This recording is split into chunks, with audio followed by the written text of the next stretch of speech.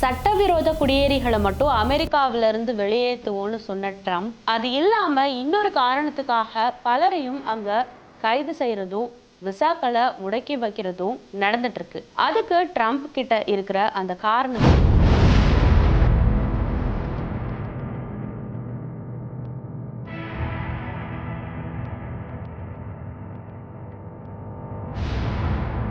சர்வதேசத்துல பல நாடுகள்ல இருந்து அமெரிக்காவில் தங்கி படிக்கிற ஸ்டூடெண்ட் விசாவில் இருக்கக்கூடிய 100க்கும் மேற்பட்டோரை விசாக்களை கேன்சல் பண்ணி அவங்கள கைது செய்து ட்ரம்ப் நிர்வாகம். ஆனா அதுக்கு சொல்ற காரணம் மட்டும் ஒண்ணுக்கொண்டு முரண்பட்டதா இருக்கு.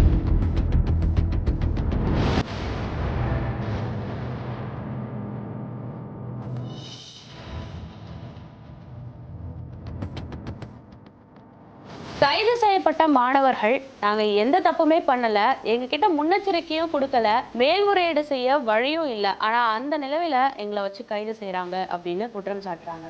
கைது செய்யப்பட்டவங்கள ஒரு சிலர் தான் சின்ன சின்ன அமெரிக்காவோட சட்டங்களை மீறவங்க.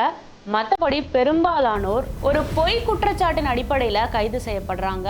அவங்க மேல ஒரு குறிப்பிட்ட முத்திரை குத்தப்படுது. அது என்ன? The lawyer's asking for your name. He's saying they don't give